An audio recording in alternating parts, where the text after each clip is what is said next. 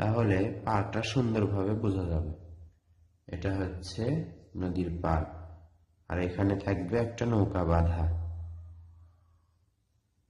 এরকম করে একটা দাগ দিলাম, এরকম করে দুই দাগটা বাঁকা করে মিলে দিলাম।